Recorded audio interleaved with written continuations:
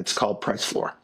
And I think we solve a lot of problems. And this isn't a weird word. It's not a strange concept. It exists in tons of different industries. But when you set price floors on categories, what you do is you protect customers, you protect industries, and you make sure we have a competitive base industry for a long term, not a short term, right? Because they go, oh, it's anti-competitive. No, it isn't. We want a long-term industry.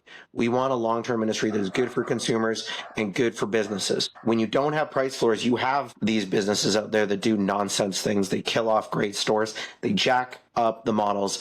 They control markets. And then you get a far less competitive industry for consumers. And that's who we should care about here is the consumers. And so if we're not doing a good job in that, then we need to fix it. It solves the data kickback thing too, right?